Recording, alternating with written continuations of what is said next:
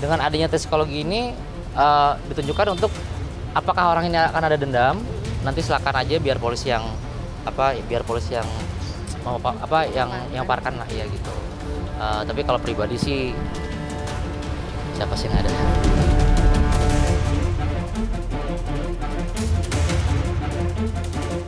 Saya sih pengen nyampein aja kalau misalnya dia nonton. Apa yang kau tuai, apa yang kau tanam itu yang kau tuai. Dimanapun saya tertawa atau bersedih, di situ perasaan saya selalu hancur, gitu.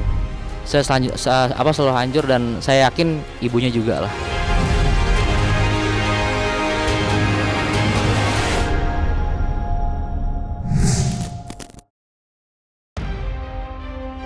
Angger Dimas kemarin memenuhi panggilan penyidik Polda Metro Jaya untuk dilakukan pemeriksaan psikologisnya. Pemeriksaan itu sendiri dilakukan untuk mencegah adanya dendam atas kematian putranya Dante yang tewas ditenggelamkan di kolam renang oleh Yuda Arfandi. Di hadapan awak media, Angger Dimas berterus terang jika dirinya masih diliputi kesedihan atas kematian putra sematawayangnya. Terlebih meninggalnya Dante begitu tragis. Atas dasar itulah, Angger belum bisa berdamai dengan keadaan, meski menyerahkan semuanya pada proses hukum yang sedang berjalan. Tes psikologi aja sih, itu emang udah jadi, ya itu kan emang udah biasa di mana ya, di kriminologi ya. Kalau misalnya kita ada kehilangan, kita harus digging tuh psikologi kita. Dengan adanya tes psikologi ini ditunjukkan untuk apakah orang ini akan ada dendam. Nanti silakan aja biar polisi yang parkan lah ya gitu. Tapi kalau pribadi sih siapa sih yang ada? Saya sih pengen nyampein aja kalau misalnya dia nonton. Apa yang kau tuai, apa yang kau tanam itu yang kau tuai.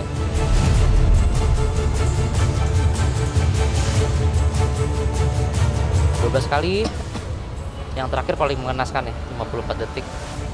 Ya, saya sih apa ya, bener kan nih yang gue duga, yang selama ini gue dikata-katain pahlawan kesiangan, gue dikatain apa sih, itu aja sih yang saya dikatain apalah sama itu. Ini loh, ini kecurigaan perasaan seorang bapak terhadap anaknya, kok curiga seperti ini gitu kan. Dimanapun saya tertawa atau bersedih, di situ perasaan saya selalu hancur, gitu. Saya selalu hancur dan saya yakin ibunya juga lah.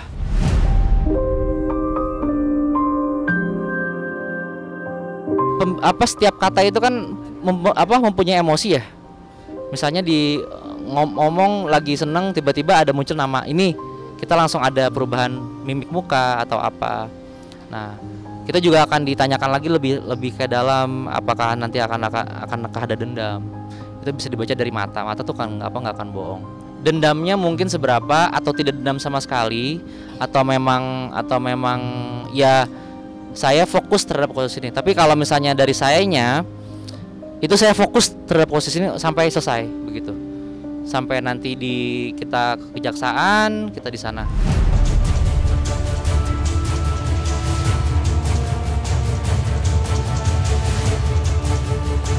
Kami dari tim penyidik masih melakukan pendalaman. Hal ini juga kami masih menunggu hasil dari tim Apsifor. Jadi kami tidak bergerak sendiri di dalam hal ini untuk menggali motif, tapi tetap kami akan menggandeng dari tim Apsifor untuk nantinya kita bisa menggali motif apa yang dilakukan oleh tersangka. Tidak dapat dipungkiri, kasus meninggalnya Dante mengejutkan banyak pihak, terlebih bagi keluarganya. Tidak hanya Angger Dimas yang dibuat kaget, syok, dan sedih, tetapi juga sang kakek yang mengaku terkejut mendengar kabar cucu kesayangannya telah berpulang untuk selamanya. Kematian Dante yang mendadak tentu saja mengagetkan sang kakek yang tidak habis pikir atas pelaku yang tega melakukan tindakan kejinya terhadap sang cucu. Lantas, benarkah dalam kasus meninggalnya Dante ada unsur kelalaian Tamara?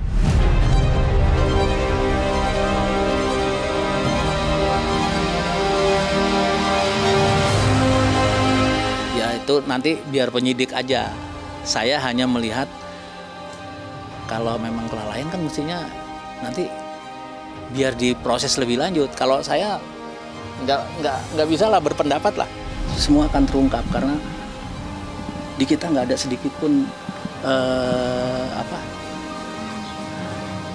mencurigai seseorang, nggak ada sama sekali karena kita nggak tahu apa dia seperti apa. Dan saya baru tahu sosok-sosok itu setelah ada berita di TV itu. Nah, memang Angger bilang ya memang aku ada kejanggalan, tapi biar aja lah nanti teman-teman kepolisian dan kemudian ya terima kasih teman-teman dari media TV ini yang sedikit banyak menyoroti ini karena kan begitu ada peristiwa itu kami dipanggil Angger dipanggil, terus ada inisiatif Angger membuat tagar Justice for Dante itu, terus langsung kami merasa biar kamu buat seperti itu. Ya karena butuh keadilan. Anakku tuh kan meninggalnya nggak wajar gitu. Ya udah saya bilang.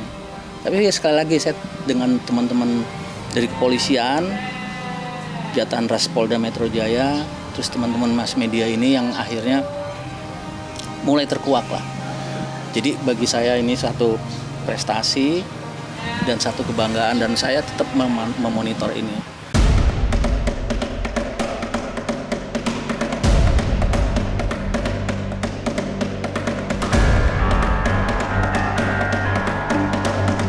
Tamara aja mungkin satu keluarga juga kan mengejutkan juga. Kita nggak ada yang nyangka itu yang bakal terjadi dan dia orangnya juga kita nggak akan nyangka gitu. Saya nggak tahu sosok orang itu, nggak tahu. Terus terang aja, taunya itu setelah mass media memblow up itu. Oh ini.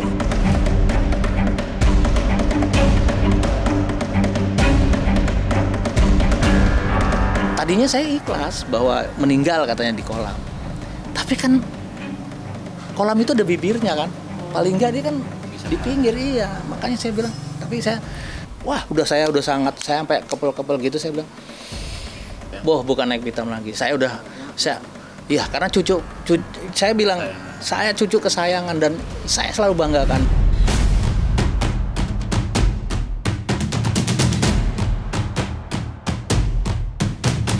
Kasus meninggalnya Dante benar-benar menjadi sorotan banyak orang dari berbagai kalangan. Tidak terkecuali para selebriti yang dibuat geram dengan tindakan Yuda Arfandi yang tega menghabisi Dante dengan cara yang sadis.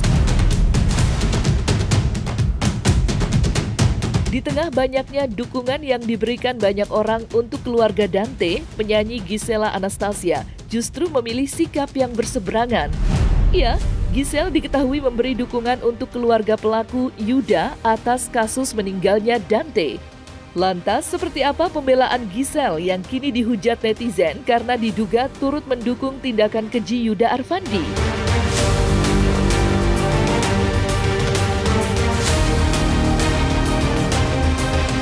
Saya emang nggak peduli mas, kalau saya hidup ngurusin omongan orang, buatan-buatan orang. Saya nggak berdiri di sini jadi ibu yang kuat buat Gempi. Jadi kalau yang kayak gitu-gitu, saya saring-saring. Kalau ada yang nyampein atau ya saya mah, yang penting saya tahu what I'm doing. Saya tahu apa isi hati saya dan orang terdekat saya semua tahu. Kalau masalah omongan orang, sudah dari 5 tahun yang lalu saya nggak pernah gubris gitu. Karena nanti saya nggak berproduksi, orangnya jadi nggak produktif.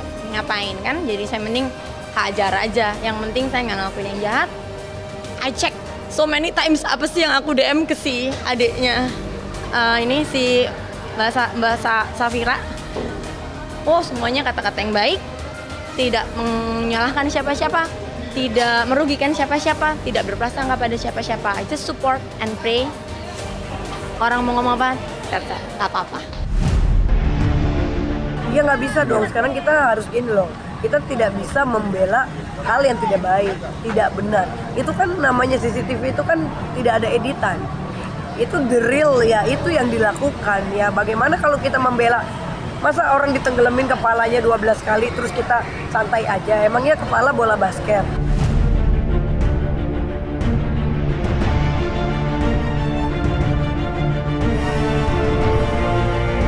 Udah jelas dari bukti CCTV, berarti kan ada niat, ya kan, ada niat yang untuk dia beberapa kali. Mungkin kalau cuma sekali doang, oh ya mungkin nggak sengaja. Tapi kalau sudah sampai berkali-kali itu, kalau dihukum itu berarti ada niatan gitu. Nah ini yang ada perencanaan, ini yang sangat nanti akan memberatkan. Gitu. Jadi menurut aku nggak logis ya kalau sampai dia membela gitu. Naudzubillah min dzalik ya. Dan dibunuh ya kan? orang dekatnya dia. Ya, dan yang bunuh ada orang dekat. Ini pasti saya shock. Pasti harusnya. Sebenarnya kalau buat saya pribadi mungkin Giselle itu membela secara kemanusiaan. Kalau yang namanya setiap manusia itu boleh diperlakukan secara seadil-adilnya gitu ya. Jangan langsung dihakimi, jangan langsung dipersalahkan. Gitu mungkin ya menurut saya. Tapi ya lebih baik yang berwajib yang memeriksa apakah semua ini memang benar. Terus motifnya apa, alasannya apa, supaya kita bisa semakin clear nih. Kenapa sih kok dia bisa melakukan seperti itu?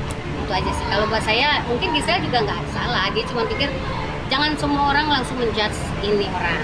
Gitu ya. Jangan semua orang langsung menghakimi. Jangan semua orang langsung bilang dia salah. Mungkin seperti itu. Aku nih termasuk orang yang kalau mau berkomentar tuh sangat berhati-hati. Karena kita sebagai manusia kan pengetahuan kita terbatas. Kadang-kadang dengar apa kita tuh mudah sekali tergiring opininya dan sangat disayangkan, tapi memang kayaknya di mana-mana seperti itu ya gitu. Termasuk yang sekarang ini beredar kabarnya itu kan kita belum tahu kebenaran sebenar-benarnya, semua bukti dan apa kita juga nggak punya. Kita hanya lihat dari video bukti yang cuman 2 menit dari belakang di blur pula gitu loh. Jadi maksudnya siapalah kita untuk bisa ngejudge, siapalah kita untuk langsung mendakwa gitu kan, tanpa kita tahu keseluruhannya. Jadi makanya I send prayer for the family juga, itu pun privately, aku kirim privately support untuk mendoakan, karena kami semua yang kenal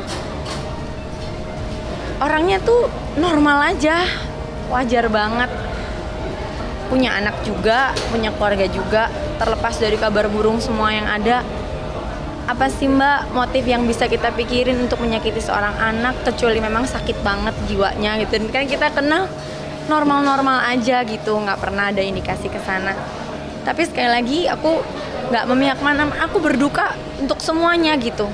Karena kebayang deh kalau kita jadi orang yang di posisi itu, siapa sih Mbak yang mau? Itu namanya apes-apesnya. Ada segala kemungkinan bisa gitu. Bisa juga memang dia memang benar-benar apes banget.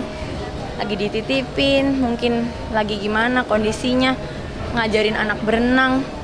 Anaknya tipe yang mungkin semangat, jadi nggak ngasih tahu juga mungkin kalau lelah, kalau apa. Segala kemungkinan tuh bisa banget terjadi gitu. Jadi kalau aku memutuskan untuk nggak langsung mengambil kesimpulan gitu sebelum kita tahu apa-apa.